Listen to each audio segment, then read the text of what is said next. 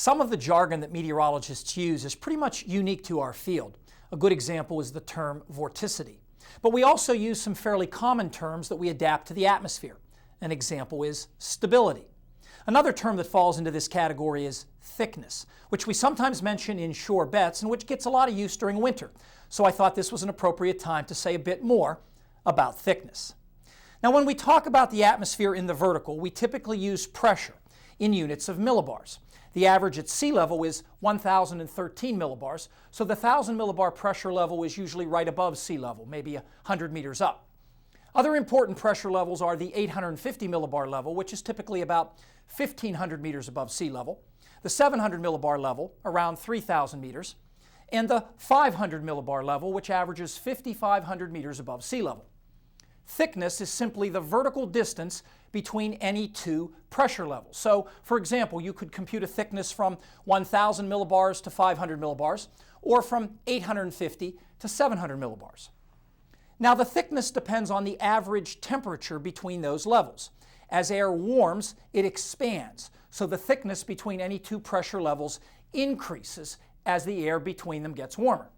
On the other hand, when air is cooled, the molecules come closer together, so the thickness between any two pressure levels decreases as the air between them gets colder.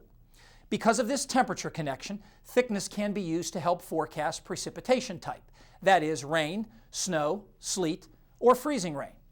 Now, one thickness that meteorologists have used for years is the 1,000 millibar to 500 millibar thickness because it spans the lower half of the atmosphere.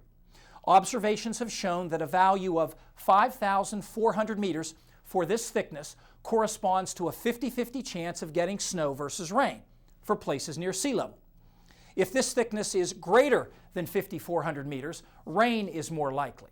On the other hand, if it's less, there's a better chance of getting snow. Now, if we want to include the possibility of sleet or freezing rain, we need to look at thicknesses between pressure levels closer to the ground.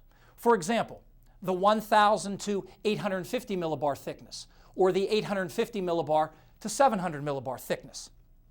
If these are relatively small, that means that the low levels are cold enough to support snow. But sometimes a wedge of warmer air comes in well above the ground, and when that happens, the 850 to 700 millibar thickness tends to increase. Falling snowflakes either totally or partially melt in that relatively warm layer, then refreeze in the colder air below into either sleet or freezing rain. And knowing these two thicknesses can help us make that determination.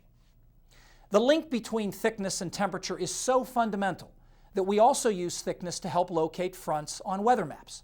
Fronts are zones of large temperature changes, and where temperature is changing rapidly, thickness is too. Paul is back with the extended forecast next.